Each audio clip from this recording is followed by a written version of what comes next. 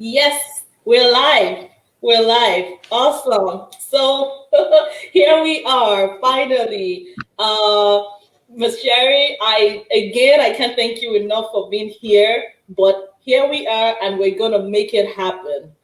Uh, we've been talking about dementia. We're focusing on Alzheimer's disease today. Alzheimer's disease is the most common type of dementia. There are different types, and I went into the different types with my old lady last week. And here we have a special guest that will be sharing her personal story with her mom with us, Miss Sherly Meyers. Say hello to everyone.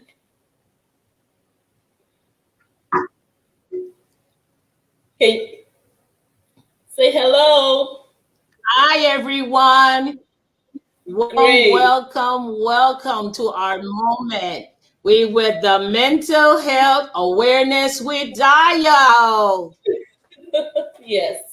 Yes, we are. And I But want, first of all, to just thank everybody for coming on. great. Before I leave the stage, I want people to know how I met you. I want everybody to know that, like I said, she is one of a kind, okay?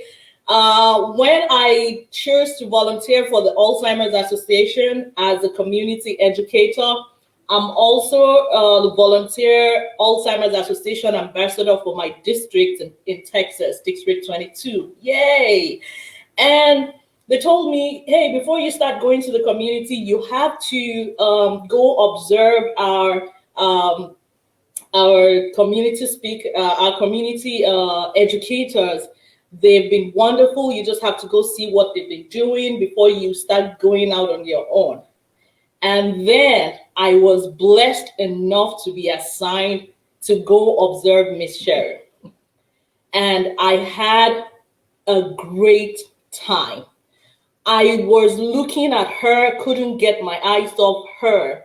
I soaked in everything she was saying because she was so engaging. She was able to relate with all the residents we were talking to, and I learned a lot. That was an experience I cannot forget. And I thought, see, if we're talking about Alzheimer's disease, there's no other person that can do this better than bringing Miss Sherly Meyers to share her story. And when I reached out to her, she didn't even let me finish. She was like, I'm in, girl. I'm in. We're going for it. So here we are. She is my boss. She is doing wonderful things in the community with the Alzheimer's Association. And most importantly, she experienced what it feels like to have a loved one living with Alzheimer's disease. So without taking any more time, I'm going to take myself off the stage. Please listen to what she's going to say. This will be a life-changing time for all of us, whether or not you have somebody living with Alzheimer's. This will help all of us personally. So, Miss Sherry, welcome.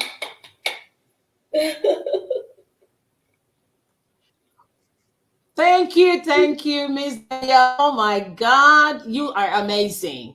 I first of all want to thank all of you for taking your time out of your day to come and sit with us a little bit, just to talk a little bit about this disease. As Dale says, there is the theme of our talk today would be basically talking about the mental health, the costs and the devastation of this disease, because this disease is a devastating disease. And I always start my presentations with this. This is a quote that I coined. It's mine. Be careful how you treat others because they might have to take care of you. That's my coin. So we're going to talk about a little bit about my experience with dementia. As you see, I'll be sharing my story just briefly. I documented my mom's story. I journaled my mom's story because we were dealing with the mind, the memory. And I felt like we needed to journal this for the generation that's coming after me and the generation that's coming after them. So basically for my children and for my children's children.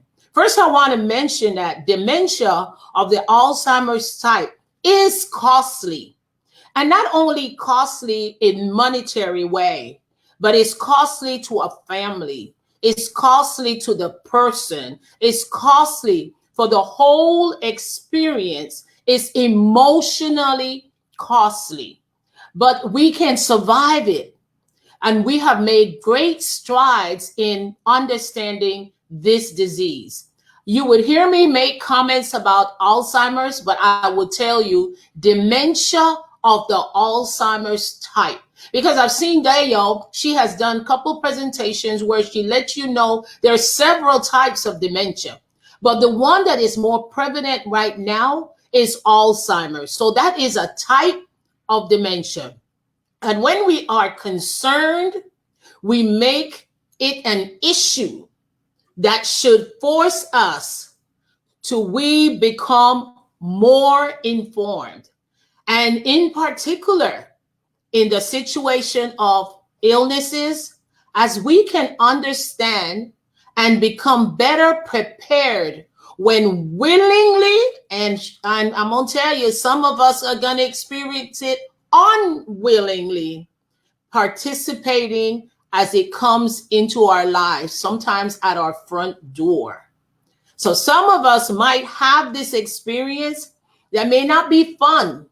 It's never fun for something devastating. But what I'm saying is you might have to, as my statement before says, we have to be careful how we treat others because we might have to take care of somebody that has not been nice to us all our lives.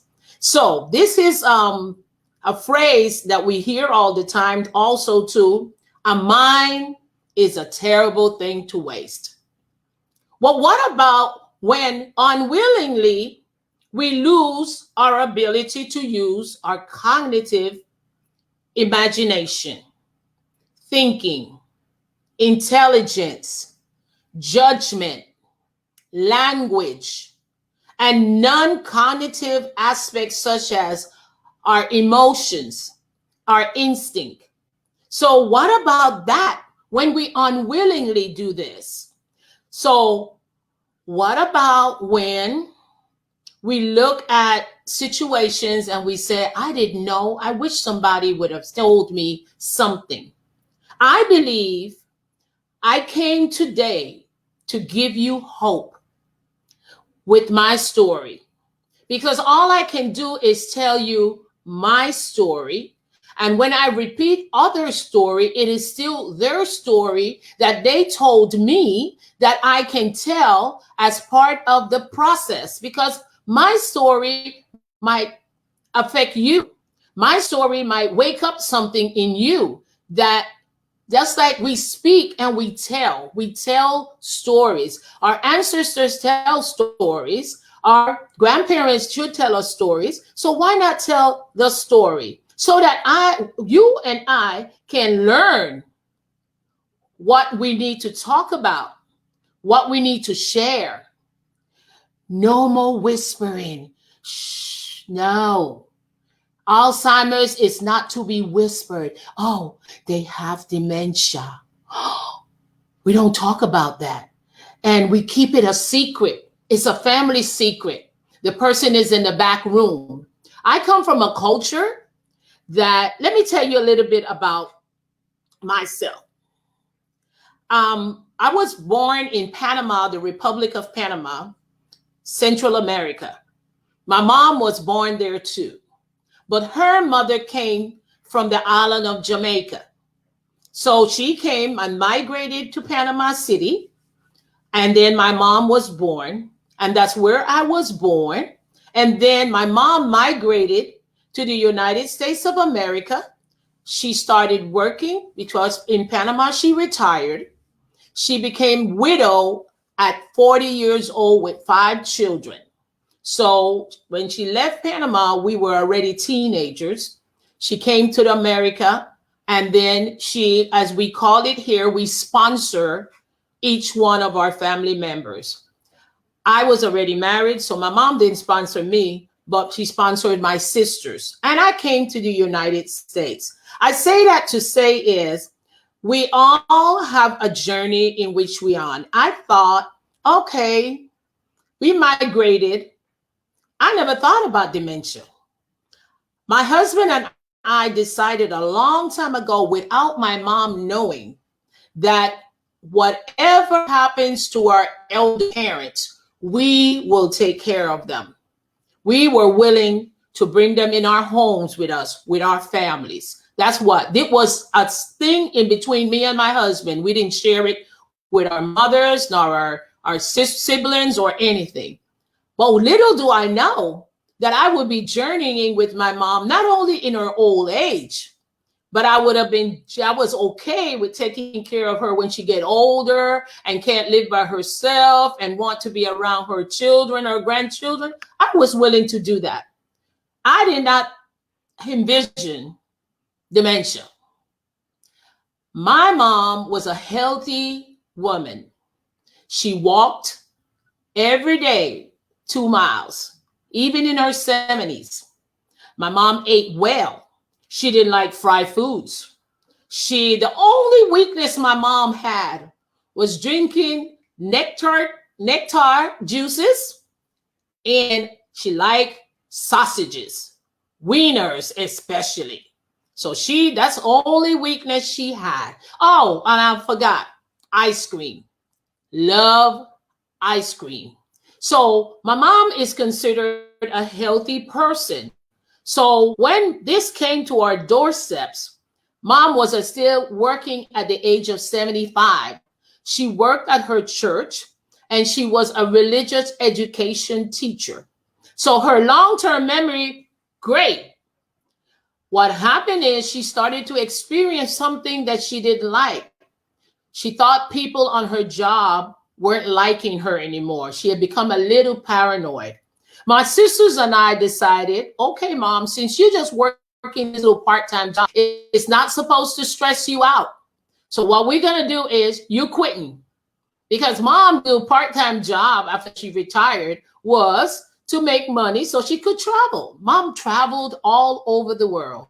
She went to Africa, actually Zambia. She went to Madrid, Spain. She went to Jerusalem. Mom became the one that the earth is the Lord and the fullness thereof. So she thought she needed to cover everywhere. She was a fun-loving person, very charismatic. Now, I know that some of you may not have that kind of story with your loved one, but nevertheless, Alzheimer's does not discriminate whether you're a nice person or was not so nice, whether you were healthy or you weren't so healthy. Dementia does not discriminate. So this stigma that we have, that we need to keep our mouth closed, muzzle our mouth from this generation, we are now reaping the harvest of not being open with our loved ones about this disease. And the ignorance is not bliss. We need to talk about it. Like I just said, no more whispering, no more backdoor conversation. It's here, and we're going to talk about it. We're going to talk about it till we find the cure. Deya and myself, we believe that we're going to be part of the cure because we're talking about it. And nevertheless, if we don't become part of the cure, at least we're part of the process that the next generation would have inherit certain things that were not privileged to know.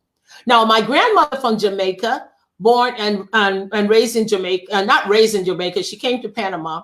I found out with my family history that my grandmother, and I met her and I saw her, that she had suffered from Parkinson's disease.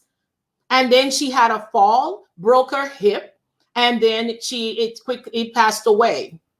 Parkinson's, now we know that Parkinson's is a part of the dementia spectrum. So now this is part of my mom's legacy.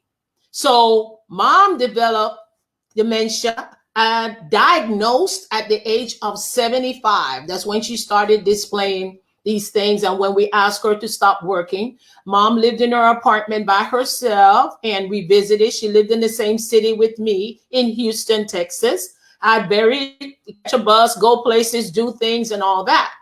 No idea that mom was suffering. And why I tell you no idea is because it is so said that dementia is in your Alzheimer's is in your body 10, 15, or 20 years before it becomes manifested. So at age 75, if it starts manifesting itself in my mother and we kick down 15 years, 5, 10, that means at maybe age 60, she was already developing dementia, Alzheimer's in her mind. Okay, I'm going to be 63 years old in a couple of weeks. So here we are. I might have it. Look at me. I look young. I might have it. So now we are removing the myth that it's an old person's disease. It can happen to anybody. What we don't know if it's genetic. We found that there might be a gene in there, but we don't know if it's genetic. So now that we're talking, we're bringing it up close to us, some of us that are younger. That's the team of people Danielle and I want to address. We want to address the people that are 50 and over. So we can talk about this, we can address it, and we can get involved. So when my mom was diagnosed, the symptoms, she did not fit the symptoms. She did not fit the non-healthy. Mom did not have hypertension. Her cholesterol wasn't high. She wasn't diabetic. So she did not fit the diagnosis of what doctors would do. What I would like now is our medical field will incorporate with our physical, when we do our yearly physical, that we are able also to incorporate mental health, something that comes up that we should be addressing at the age of 50. I really believe if we start talking about it early and stop putting it in the category of age related. Now, age has a lot to do with it, but it's not the main thing that causes dementia. So being healthy, 2 years, I started noticing some things, and mom started noticing some things in herself. And me and her she and her children had a very open relationship. We talked about everything. I was involved in all her stuff. We talked every day, and I saw her maybe 3 days a week and stuff like that. When mom started telling me, Cheryl, there's something not right in my brain. I said, Mama, what you mean something not right in my brain? And she said, there's something not right. And I said, okay, you want to go to the doctor? She said, yes, I don't feel there's something right in my brain. That's all she said. And I believed her. I said, okay. So we went to the doctor and he did this little test. And if some of you have ever been involved with anybody that they give the test to, it's a memory test. I believe that some of us need to learn to memorize poetry, maybe memorize music. That's why you hear them saying now, practice your brain, stretch your brain to do things that you would normally not do. Because in these things, we can find out if our memory is failing, and we don't have to wait till we're in our 70s to find out. People can memorize poetry at 70. I really believe that. So the doctors now is one of the areas that we need to really pinpoint when our loved one goes to the doctor, because some of the doctors are being slow in understanding this disease. They look at your loved one as an elderly person and they say, oh, it's part of the process. So let's give them a little test. What my doctor didn't tell me was that he did not know that dementia of the Alzheimer's type, he did not know that the medication he was giving mom was not going to cure her. What he told me was it will slow it down. I don't know how many of you on here right now have heard that. What we're going to do is we're going to slow it down. Well, that is not true. The medicine does not slow it down. What it does is it treats the symptoms of being in psychiatry symptoms. That means having psychotic things, reoccurring paranoia, all that, anxiety, depression. That's the medication that they give them to take the edge off. So mom got her first dose of medication very low, and I, not knowing that this is not curing it, I thought, oh, she's doing good. She's remembering. And then after a while, things start happening. Mom went to the pool and she'd be mad at the people in the pool because they're talking too much. And then they're not listening to the lifeguard when he's treating. I'm like, Mom, why are you so like that? Well, come to find out, it was her disease was progressing. So what I did was I started to educate myself. Because when I told people that my mom had dementia of the Alzheimer's type, everybody was like flipping. Oh, my uncle had it. My mother had it. My uncle. I'm like, wait, is this supposed to be normal? Why are we so normal about this? So I got involved. I got in the website with the Alzheimer's Association. I got educated. I started to ask questions. And that's how I knew the diagnosis of my grandmother, because I went in and started asking questions. At that time, my mom still was able to be cognizant enough to tell me that. So if she had Parkinson's disease and it's related to dementia of the Alzheimer's type, we are in a threat of something. And I was like, no, we are not going to just treat this like a normal disease. So I got involved. I learned that thing. And it took me almost 2 years for me to go get help in the support. Now, that's where I want to go to also with you. With this pandemic, a lot of people who are living with somebody that is suffering from dementia of the Alzheimer's type, it is hard for them right now because they can't get away. They can't take a break, and nobody can come in and help them. There is no respite, which is anybody come in and give them a break. You're in the house with somebody that is hallucinating or somebody that has been violent because their personality has changed, and somebody that walks up and down all day, don't sleep at night. You are in the home. So caregivers right now are really, really suffering because of this pandemic and because they can't get out. So even so, the person that's suffering from it cannot understand why I can't go to the park, why I can't go out the door, why I can't drive my car, why? And they're fighting and they're being upset because they can't understand, because they don't have the ability anymore to remember what you told them 10 minutes ago. Let's not even talk about the memory of having to repeat. So that disease for the caregiver or the loved one that experiencing this also is taxing. And that's why I tell you, we don't only lose the memory, but you also lose as a person. Your emotions are going up. It messed with my religion. I'm going to tell you that. There are many times I had to go to a corner and beg for forgiveness because of the way I handled my mom when I was tired, when I was stressed, when my emotions were not intact. There were a lot of times I didn't feel too godly.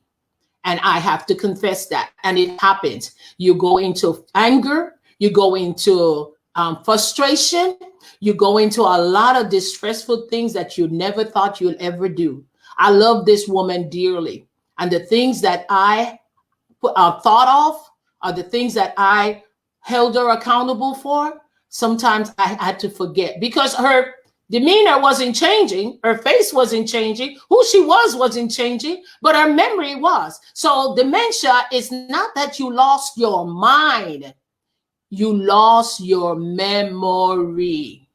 And if we can repeat that, they have not lost their mind. They are not crazy. They have lost their memory. And when you don't know what it is to lose your memory, you can't understand. So then we have to become empathetic. I thought I had patience. This disease took my patience to another level that I would have never held before. But in my journey, I've learned some things. I've learned to be more compassionate. I learned to be more empathetic. I've learned to be more patient. And I actually observe people out in the street when they're struggling. I can really kind of pinpoint when the loved one is going through. Just a short thing I want to tell you. One time I took my mom to the grocery store. I have an SUV. I have a way how I got her in the car and out of the car. Now, when somebody with dementia of the Alzheimer's type, you know what happens? They go to bed one way, and the next day they wake up a total different person. You don't know who you're going to approach that day. You just have to go with it. And they have lost something when they went to bed. So my mom, I took her to the grocery store. We did good getting out the truck. But when it was time to get back in, my mom refused to get in the truck. Refused. She couldn't remember me and why I was getting her in the truck and why am I lifting her foot and why am I tugging her. My mom started to call, police, police. And I'm sitting around talking, oh my God, these people are going to think I am kidnapping this woman because people don't know. So a man came to me and he said, ma'am, can I help you? And I said, oh no, we'll be okay. And I gave her a minute. And when the man went in the store, I dragged her in the car. Okay, that was one of my moments that I had to go to the closet with my spiritual self and ask for forgiveness. But it was imperative that I get her in the car. So I got her in the car, put the seat back on, we went back home. We did not go to the grocery store anymore because I thought at the end of the day, somebody was going to arrest me and take me down. And now what would happen to my mama? So I had to use techniques. And one time when I flew with her for the last time, the Alzheimer's Association gives you a card. And its card says the person that I'm traveling with has dementia and they might display some characteristics and get loud and whatever. Will you just be patient with me? And I carried it on the plane with me. I gave it to the stewardess. That day, thank God, I talked for about 2.5 hours to my mama because she wanted to get off the plane. I talked 2.5 hours about a bus trip that we are not even on. Okay? I did not sleep. That is my story about that. So please, as we talk about this dementia of the Alzheimer's type, there's a lot of things that you will be shaking with. And we talk about the cost. Our country has not caught up yet with the cost of this, if you have to decide. So I went to a support group.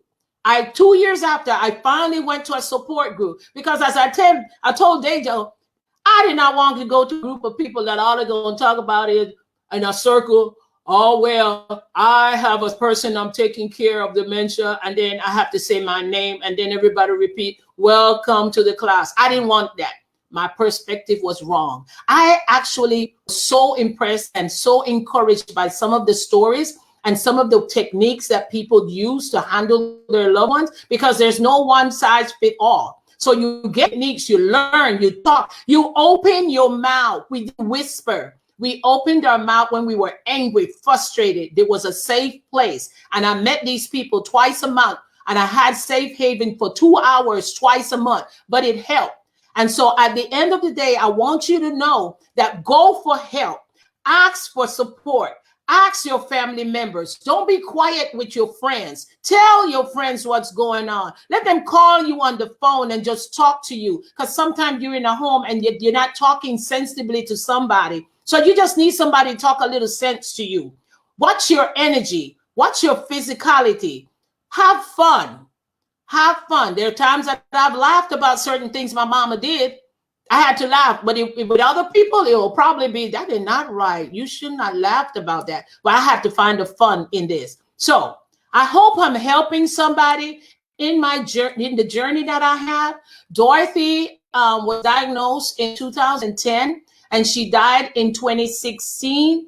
And 5 days after her 82nd birthday, she died in my home at the stages that everybody talks about, where she started losing the ability to walk.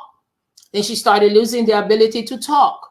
And then she started losing the ability to even get out of it. And then my mom just stayed in, and I made a decision and my family that we would not put her in an institution. Now, anybody that decides to do that, do not be too strong on them, because everybody's journey is different. Whatever decision you make for your best emotional part of taking care of your loved one, do that. You don't have to make no excuses. The doctor asked me, Cheryl, how long will you keep your mom with you? And my answer was this: as long as I am not a detriment to her, that she is not in danger being with me. And unfortunate for me, I had the opportunity to be home and take care of this beautiful woman while she transitioned. It is devastating. It is hard, but I'm going to tell you something. You can come out on the end. If you ask for support, if you ask, open your mouth and don't be ashamed, because this loved one of yours might have not been the nicest person when they were in their right mind. And now you have to take care of them. So it's unfortunate sometimes that happened. I was fortunate that I had a woman that loved me and I loved her. She was very to me. But as we go through and we see this journey, mental health is real. Whatever they're telling you about what's going on in their life, it's real. If they tell you they see people, don't tell them it's not. Don't fight. Don't argue.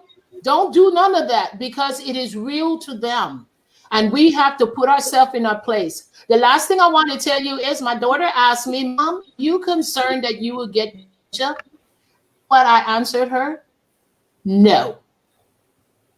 You know why?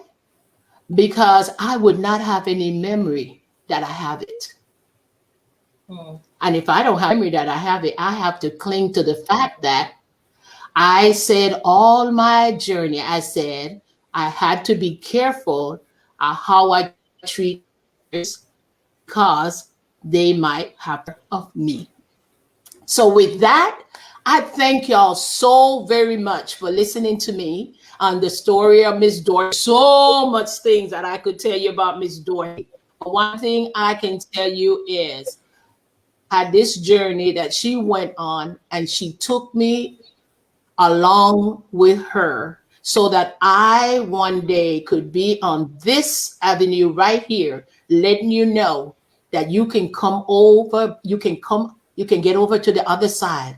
But we have to take mental illness serious. It is serious. And we also have to get involved and prepare. Talk. Because you know what? Deo and myself going to be the first survivors of dementia, of the Alzheimer's side. With that, thank y'all. Thank you so much. It was enlightening listening to that, and very delightful to me that I have somebody coming to share their parent story or their personal journey with us. So thank you so much. But I just want to ask one or two questions. Just in your experience, what would you tell us, or how should we handle that? The point about institutionalizing one's, let me not put it like that. The point about putting one's loved one in a facility where they can take care of them, and not judging those who make such decision.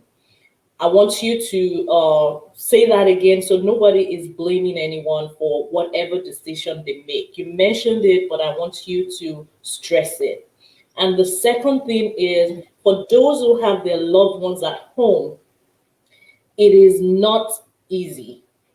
Even caring for an elderly person alone comes with a lot, let alone caring for an elderly person that is not just medically ill and you're just doing what you need to do for them on the bed, but with someone living with any type of dementia for that matter, or Alzheimer's dementia. How would you say, what would you tell people dealing with this kind of things? Because there are people here listening to us who, for either in their country or their community, or because of the financial resources, they're not able to even put their loved ones where they can get such care. So they have to do it. What would you tell them? So Those two things, real quick. Yes. I first will answer your last question first, and then Okay. I'll do the first one. In this journey, I'm finding out that the people at age at 50, 55, 60 years old are being diagnosed right now with dementia of the Alzheimer's type. And may not, some have had traumatic brain injuries that has taken them to dementia. Some of them have been football players, young football players in their 30s. People have had car accidents. People have had tumors in their brain that give them all they thrust them into the dementia, the neurological, the nerve system, the neurons dying, because that's what dementia does. It and then they don't regenerate like how a kid would do, so we can learn. So now the devastation is that we have a lot of young people that are diagnosed and had to leave work. And now they were the breadwinners in their home. And then they're not financially ready because they're not at the age of retirement or even vested in a company. And now we have a generation of people that we do not understand how to handle them, because now you have a loved one, a wife or a husband that is incapable of taking care of the loved one. So now somebody has to switch. You might not have families because, in our country here in America, people are extended. We've gone in different states far away. So sometimes one have to decide is you have a family that you're taking care of, and then you travel to where your parent or where they are. And now you have to figure out, oh, I bring them to my home and take them out of their environment and where we have not been living with them, or do I keep them there and be able to take care of them financially, put them in an institution? And that is a struggle that people have because it weighs on you. You have people that tell you, how could you? Could you do that? Why you can take them and put them there? But because of certain situation that's reality, you remember I said it messes with your emotional part. It messes with your psyche. So there are decisions that we have to make that is best for us to be able to take care of your loved one. And then the institution that you're putting them in, they may not be elderly. They might be in their 50s and 60s. You sing home, don't nowadays they didn't take you younger than 70 retirement age. So now we're in a culture that we have a decision to make. So sometimes one person may be the one that has to sacrifice and leave their job and come and take care of the loved one, or bring them with them. If you bring them with you, and they might be a violent person, you have young ones in your home that will be at risk of their violent tendencies. So I tell our support group, we have found leverage in allowing people to okay with whatever decision they have to make, that I may not agree on it, but it's their decision in order for them to survive the whole situation, because it is costly. And if one person is not working, then we can't pay for the nursing home. So somebody has to pay. And then if you bring somebody in your home, you have to have them vested, and you have to trust somebody to come into your home that you've never known before, walk your home. So all that comes involved in that. And for your second question is, if you have to make that decision, that we have cultural issues. There have a lot of people on this, and myself. I come from a culture in which we talk about we don't take our loved ones, we keep them in the home. Grandma lives in a home with us in the back room, even though she herself. But grandma lives with us, and we have a lot of cultures we have the Asian culture that they take care of their elderly. It's part of their culture that when mom and dad can't take care of themselves, they come and live with the oldest child. It's embedded in their culture.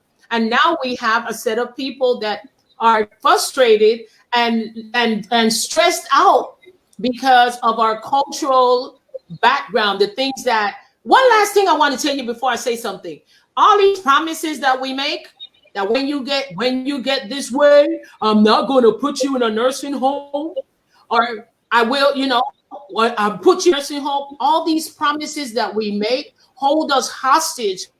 We have to make that decision when Dad said, when I get old, don't put me in no nursing home.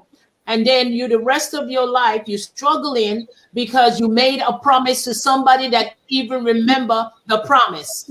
So let me free you up today. Whatever decision you have to make in order to survive and help that person survive and longer, that is the decision that's tailored to you. And if you go to a support group, they would encourage you. They will be your cheerleaders. They will tell you, unless you're living in our shoes, you just don't know. Women are not made to be the ones to take care of our husband if they have dementia. Men are not there to take care of wife. But the statistic is, if a woman comes has dementia, the husband will quickly put her in a nursing home or a facility. The reverse. Let's tell the truth. Call it the thing. Yes, it is true. At least in this culture, and the woman will keep the man home with her.